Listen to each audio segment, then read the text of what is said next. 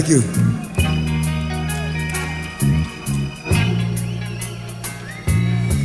This is a man's world. Well, this is a man's world.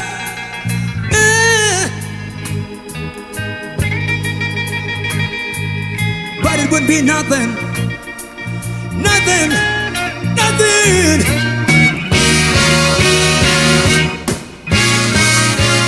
That a woman or a girl.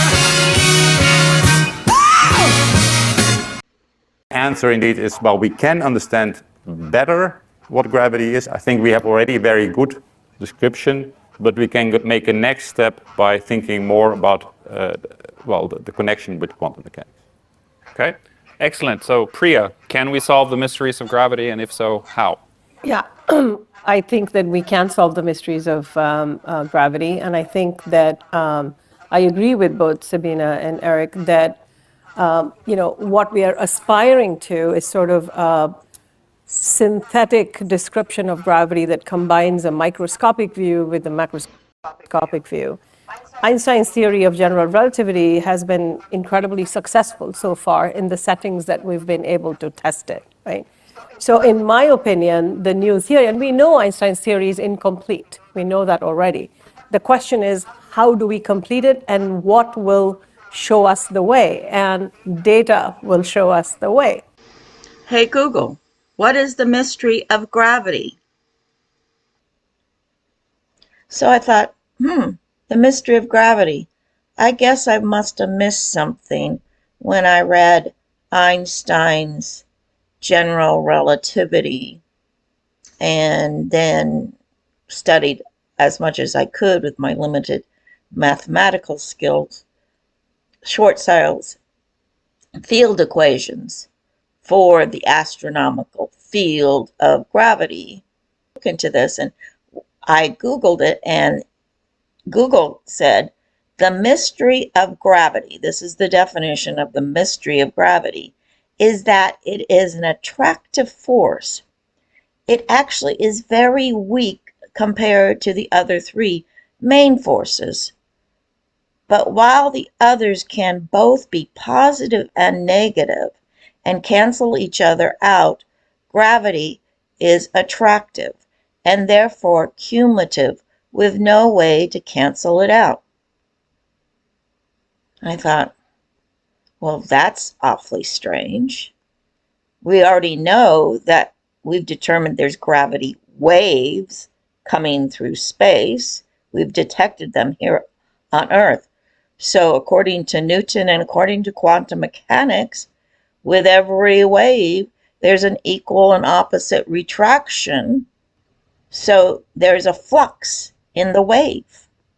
Look at the ocean, the beach on the ocean. A wave will come crashing onto the sand and then it retracts. So you've got this attractive motion and then you have a flux or a reflexive motion. That is what gravity is. If you have gravity waves, you're going to have both an attractive and a reflexive motion. Just like we have in the atom. We have 2 steps forward, then it retracts 1 step back. 2 steps forward, 1 step back. And that is how the mechanics of the universe works. It's called conservation of energy, and it is uniform throughout the material world because we live in a world of matter, which is atoms with an electron shelf and positive and an atom is basically what the classical physicists used to call a standing wave. Why is it a standing wave? Well, because it has been trapped at one position in space and it cannot escape that position because its escape velocity is weaker than the forces of gravity pushing in on it. So all that little atom or electron can do is to puff up and then move forward. Puff up and move forward. And it stays within its location in space.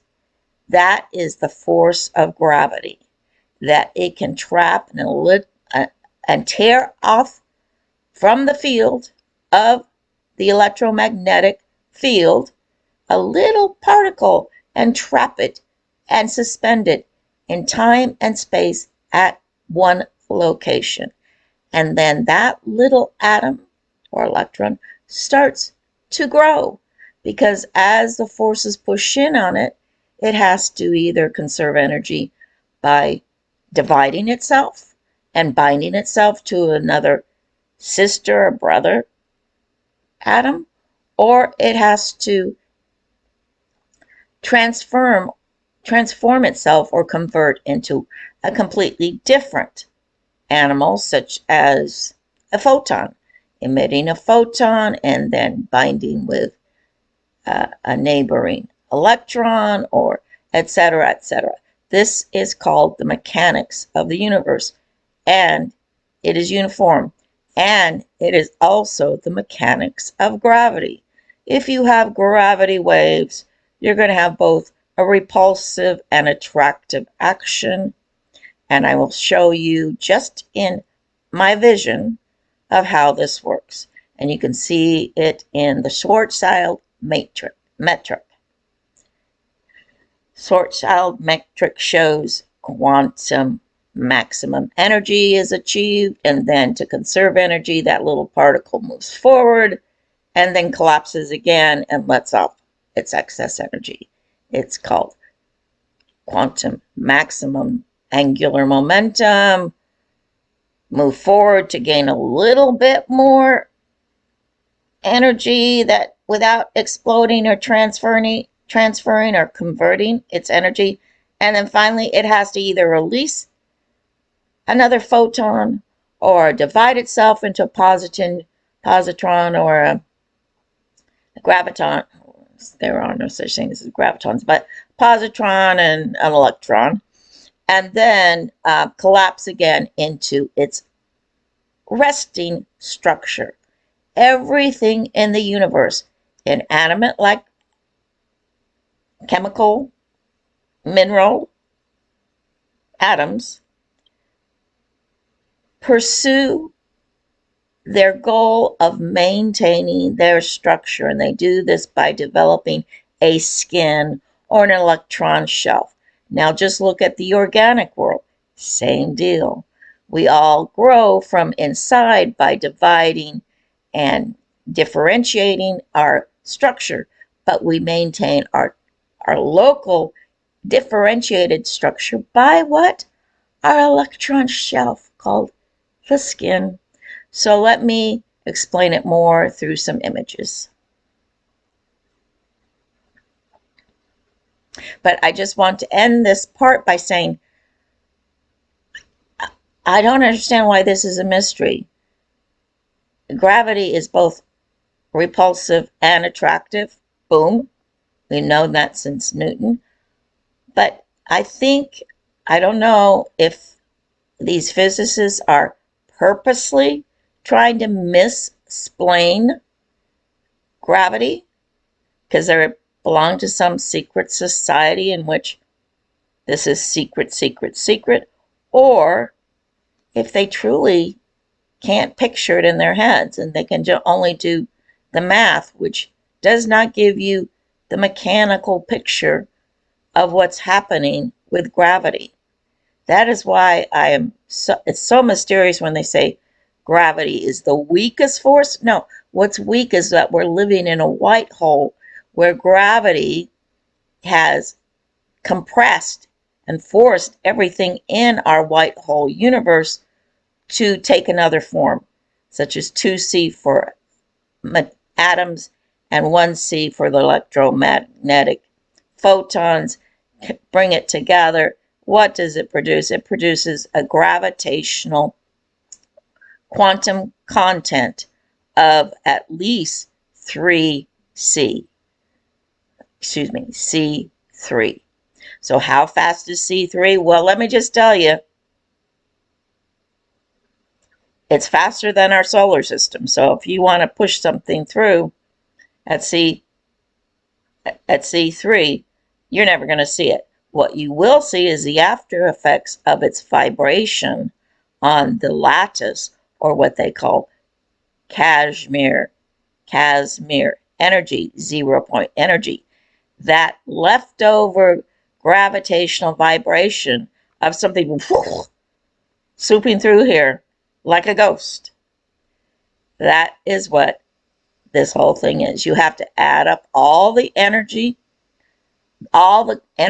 systems within a certain system, which is the Earth gravitational field, which is the Earth and its caps, and it's in a capsule. I'll show you why it's in a capsule. That's for a different video. That is for another vision I had. But we are like in a terrarium, okay? And we see up, and what do we see? Blackness. Well, we see, I believe, not an electrochemical universe, we see an electric universe. And what are we looking at when we're looking at the blackness of space? Well, we're looking at the interior wall of a black hole. So we've got a white hole pushing with equal force against the black hole energy, each being C3. And then what's happening on the outside? Well, they're dividing and making other solar system or Earth systems. And I envision it being in a 4-leaf clover times 2, or what we call a Schwarzschild 6 star configuration. And we'll show you how the star seed works, and it works every place in our material universe. And as it grows like Russian dolls or the interior of a beehive. That is what we're looking at. Yes, we can communicate with our sister solar system, but only if we figure out how to communicate through a black hole exterior wall. That's what my vision told me. And I think, I'm not a mathematician, but I think it's a fairly clever solution to some of these nagging problems that the physicists seem unable to grapple with, such as maintaining that gravity is the weakest force in the universe when it's the entire energy of the universe is gravity. Not the universe, the entire energy of our solar system. Because we really operate independent of other solar systems in our particular quadrant, or what should I say, 12th quadrant of our 3D beehive with our 3D cellular, and it's based on the Lie 8 geometry. So let me just finish up. I think what the physicists are mistaking, or perhaps purposely concealing, is that the field equations are a topological geometric representation of gravity in our universe and the torsion that each planet puts on the surrounding space. So it torques. And that's why light, which conserves its energy by taking it the path of least resistance, bends around planets as it swoops by in its C2 traveling train. I mean, it's a train that does not stop. And if it stops, time stops. And I can also envision that in my mind also. So this is my first explanation at a different way of viewing the universe. It's not electrochemical. It's, as Velikovsky, Einstein's friend and colleague, said, it's electromagnetic. What we're seeing is not fusion, but fission, but electromagnetic interactions. And you can base them on Maxwell's equations and Faraday, etc. It's the old classical physics that has been around forever. just because somebody puts it in a different terminology, such as Einstein's general relativity, does not change the fact that as above, so below, on earth as in heaven. You just multiply the mechanics of quantum mechanics outward as it gets bigger and bigger. It doesn't change. It changes form, or it might change color, it might change harmonics, or it might change all sorts of things. But the mechanics is always the same. It's called conservation of energy through conversion into a different form of energy, or a dividing into two lower energy state particles.